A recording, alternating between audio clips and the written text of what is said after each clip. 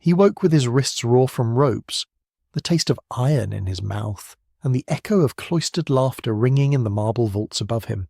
Hands he had trusted had dragged him through corridors of velvet and confession, deposited him naked and trembling before men in robes who treated his body as a demonstration of power.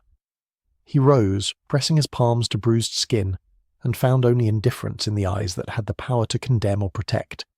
If you enjoy these dark histories, leave a like and subscribe. Comment below where you're listening from. I'm genuinely curious to know where these stories reach. The scene resolves into records, a clerk's shorthand, an ambassador's dispatch, a diary entry. Those dry words map the cruelty. They name perpetrators, orderers, and bystanders. They reveal how institutions that preached salvation could marshal terror.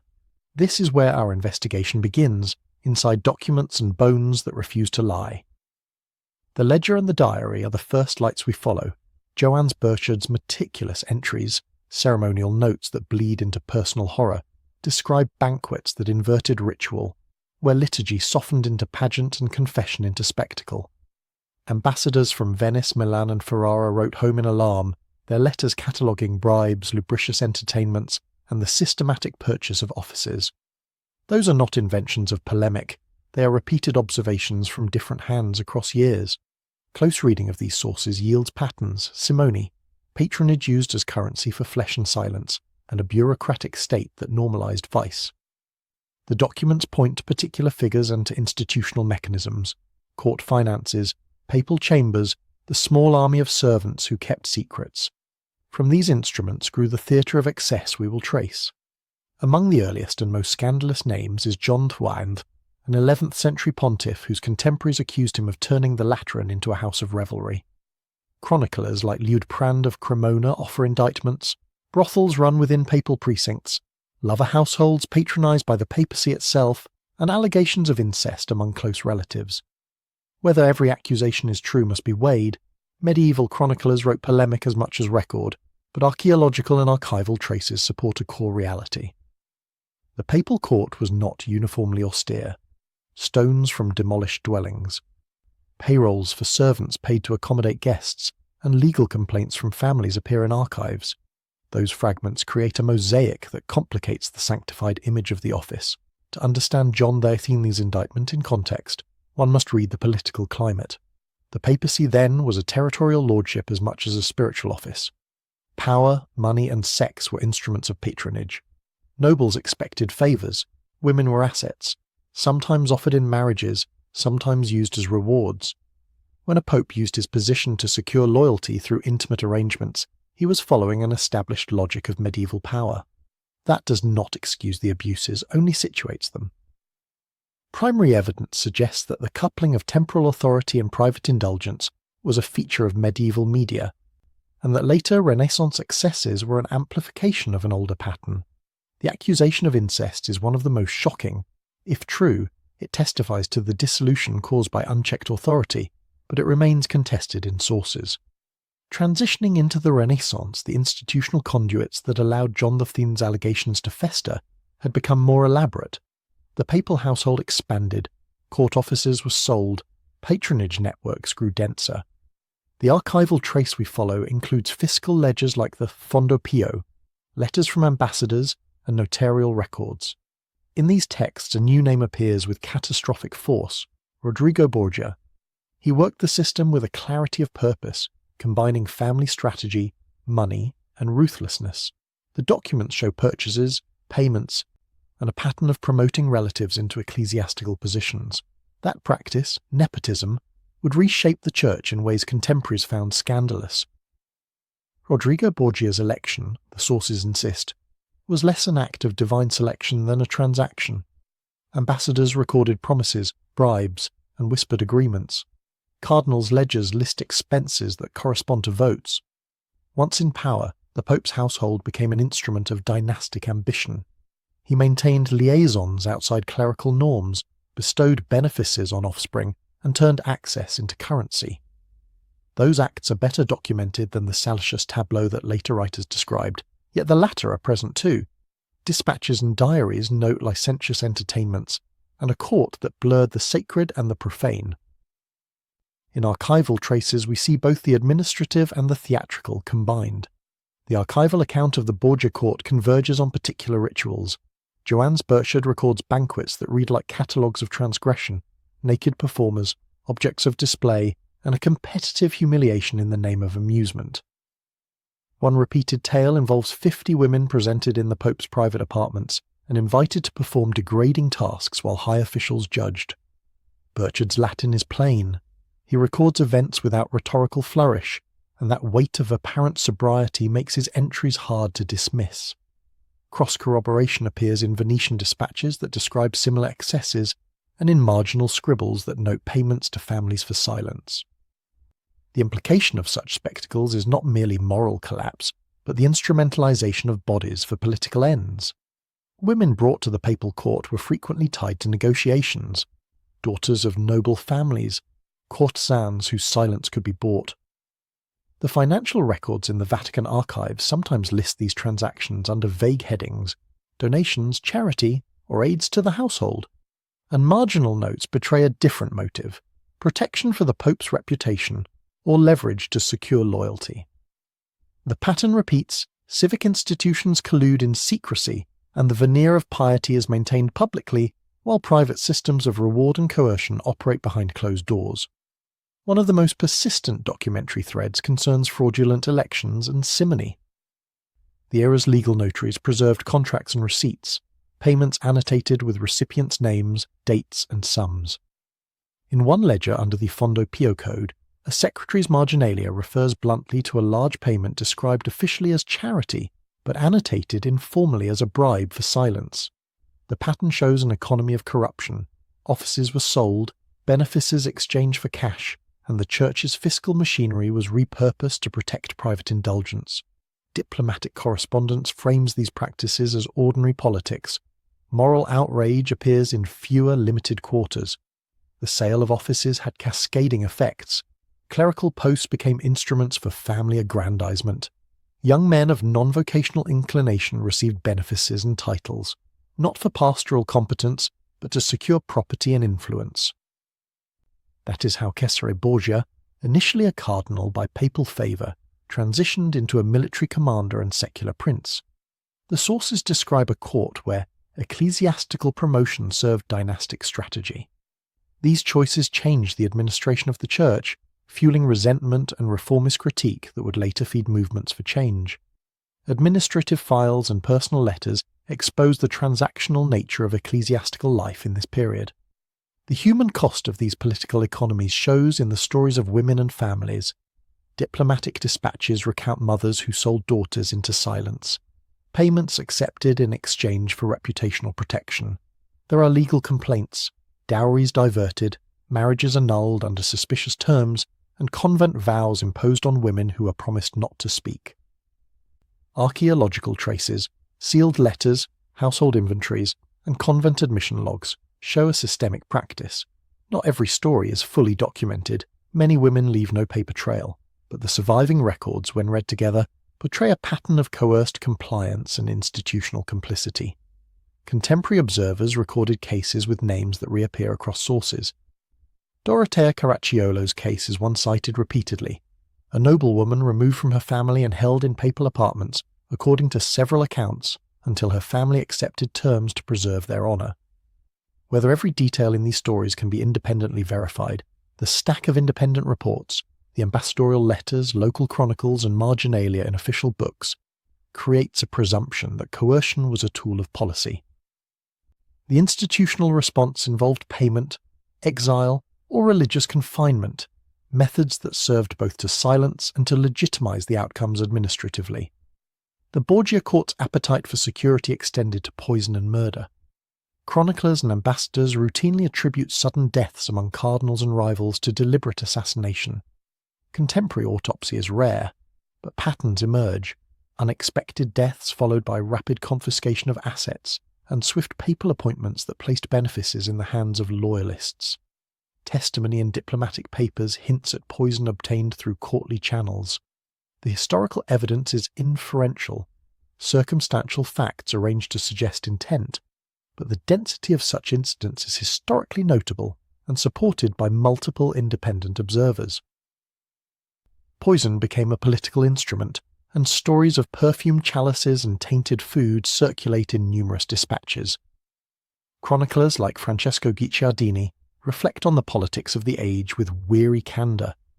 The lines between war and assassination, conquest and murder dissolved. Those who served power learned to adopt methods that were efficient and untraceable. The administrative archives show how estates were redistributed after sudden deaths and how papal favours quickly filled vacuums. The mechanisms of impunity were institutional: control of courts, influence over judges, and the economic means to buy silence. The transformation of public ritual into private indulgence is captured in the same records that record charity and building projects. The Sistine Chapel's commission and the expansion of St. Peter's occurred simultaneously, with private expenditures that financed courts of pleasure. Artists and architects received generous patronage, their contracts preserved in notarial books, while side ledgers reveal payments that do not fit public accounts. Payments to households, to entertainers, to merchants who supplied delicate goods for private apartments. The same man who commissioned masterpieces also staffed his household with secretaries whose job was concealment. Historians must reconcile the coexistence of civic patronage and private vice. Payments in the papal account books are plain evidence that money moved both to public works and into private circuits. Ambassadors recorded processions and public piety, while noting with contempt the private pageantry. This duplicity is not merely moral hypocrisy, it is institutional functioning. Funds intended to solidify spiritual authority were diverted to secure temporal loyalty, and the consequences were structural. Families rose by association with the papal household, and political alliances hardened into systems of mutual protection for vice. Lucrezia Borgia is a figure who illustrates how women in papal circles navigated power and vulnerability. Contemporary sources paint her alternately as victim, instrument, and agent. Her marriages were political contracts, negotiated by papal will, and her person became a pawn in larger dynastic strategies. Letters and legal documents record dowries, property transfers, and the terms of marital settlements, which often served to consolidate Borgia territorial ambitions. The documentary record complicates biography. Lucrezia's agency appears limited on paper, yet she cultivated cultural patronage and correspondence that hint at personal strategies of survival. The archival traces surrounding Lucrezia also reveal a softer but no less strategic side: patronage of artists, letter writing, and careful management of estates. That management required public performance and private negotiation. Her situation demonstrates how women embedded within corrupt systems could still exert influence, albeit constrained by the mechanisms that used them. Sources show she received gifts, estates, and titles. They also show how these assets served the Borgia network. Her story, preserved in contracts and private correspondence, illuminates the institutional logic that converted intimacy into currency. Cesare Borgia's career exemplifies the conflation of clerical office and military ambition. Appointed cardinal at a young age because of family ties, he later resigned his ecclesiastical promises to become a secular prince and general. Machiavelli would later study and condemn the methods of statecraft he practiced: terrifying efficiency, targeted violence, and the consolidation of rule through fear. His military campaigns, recorded in dispatches and military correspondence, reveal a campaign of conquest that looked more like private war than papal action. Those campaigns depended on papal resources and the impunity his lineage afforded. The sources show Cesare's methods as ruthless: sieges, summary executions, and political marriages. Local chroniclers document uprisings crushed, towns punished, and families dispossessed. He used papal bulls and diplomatic weight to legitimize territorial seizures. The administrative correspondence indicates a deliberate strategy: accumulate land and power under the Borgia name, then secure the legal instruments that made possession permanent. Those instruments, decrees, patents, and grants, survived in archives, linking paperwork to violence and showing how ecclesiastical authority was retooled for dynastic expansion. The institutional architecture that allowed these abuses, clerical privilege, fiscal opacity, and control of legal forums, did not emerge overnight. Sixtus IV's earlier reign provides pivotal precedents. Records show how curial offices were transformed into political tools, and how papal finances were used to secure civic influence in the Italian peninsula. Sixtus's appointments and investments normalized the sale of influence, creating an administrative culture that made Rodrigo Borgia's later excess appear as an extreme but comprehensible continuation. Administrative continuity explains how corruption reproduced itself. Notarial books, papal bulls, and curial correspondence show a bureaucracy skilled at reconciling moral rhetoric with transactional reality. That institutional ingenuity produced plausible deniability, expenditures labelled as charity, favours recorded as benefices, and coerced agreements entered as consent. Understanding the bureaucratic language is essential to decoding how private vice appeared publicly as governance. The archival voice is dry, but it reveals the engineering of impunity. Scattered among the grand narratives are the quieter documents of ordinary suffering, convent registers noting unusual admissions, baptismal records that show children of uncertain paternity, and legal petitions of families seeking restitution. These records are mundane, their ink faded, but together they map the social damage. Women confined to convents, children granted minor titles without legitimate claims, and families forced into silence appear across municipal archives. This is the shadow population produced by institutional predation. The social consequences extended beyond individual stories. Popular piety continued in public while private confidence in clerical virtue waned among certain circles. Chroniclers recorded murmurs and satire. Plays and poems mocked hypocrisy. Yet institutional power made organised challenge difficult. The archives preserve both complaint and acquiescence, petitions that ask for redress, and payments that secure silence. These documents together suggest a society negotiating the reality of sacrilege and survival. External observers, diplomats, foreign envoys, and foreign chroniclers offer a different vantage.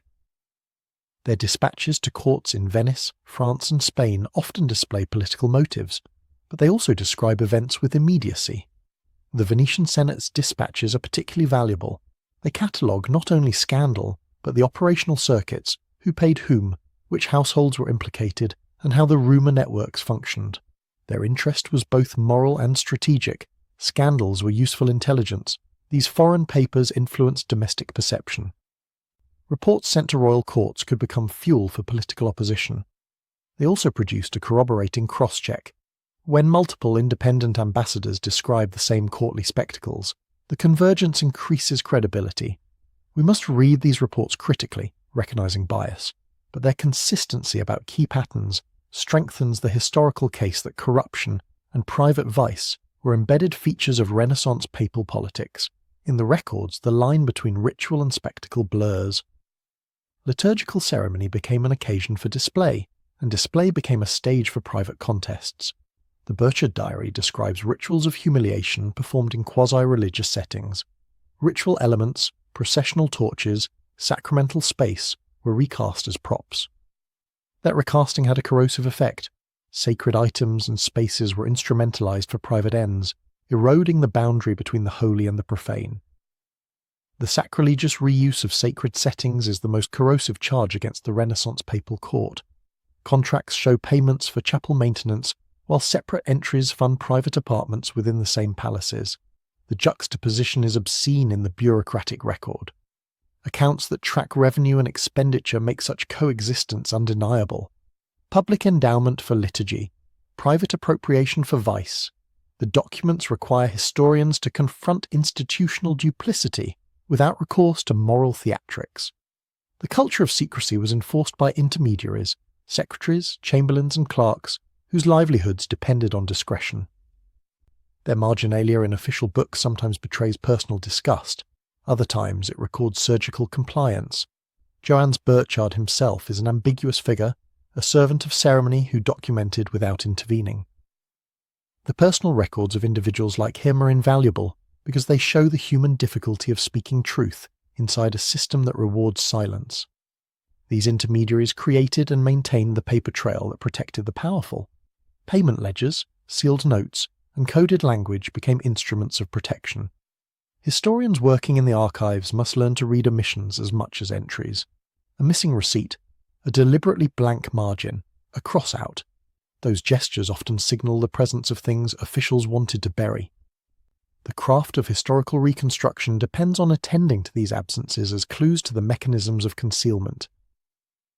Public ritual repair followed scandal. After the most notorious episodes, pontificates attempted image management. Successors enacted reforms, commissioned visible acts of piety, and promoted public works to counterbalance scandal. Yet document trails indicate that these measures were often cosmetic. A new chapel could be funded at the same time that private stipends continued to underwrite courts of indulgence. The archive gives us both the remedy and the persistence of the disease. Reformers, clerics, lay intellectuals, and political rivals used the archival record as ammunition.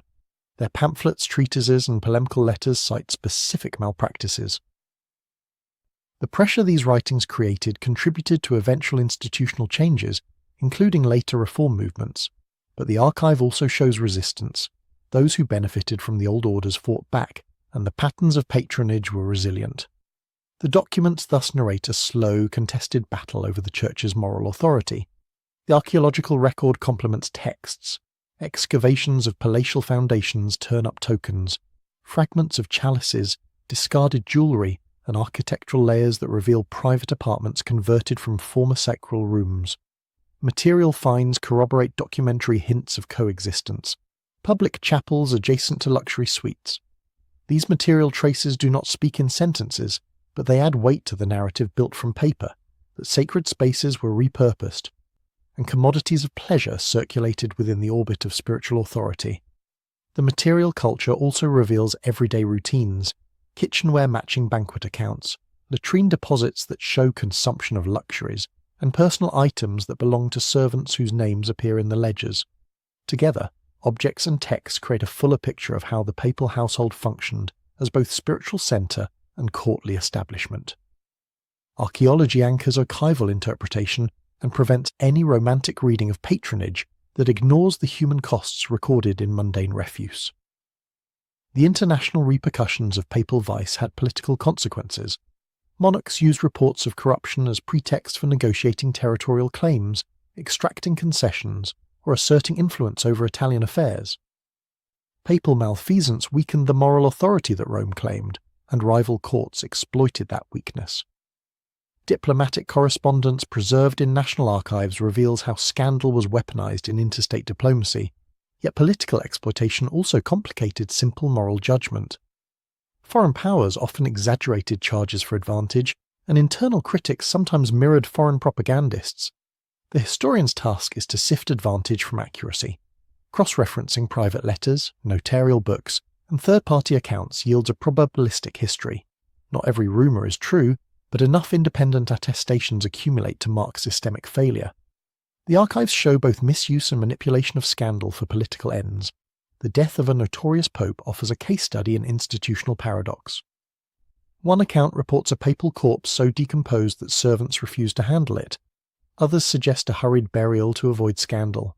Whether the proximate cause was disease or poison, records of estate settlement and burial logistics reveal panic and secrecy. Rapid inventories were taken, property transferred. Those procedural acts, documents drawn hastily, signatures secured, are historiographic gold. They show the final bureaucratic choreography that followed scandal and death. The immediate aftermath of such deaths reshaped power relations.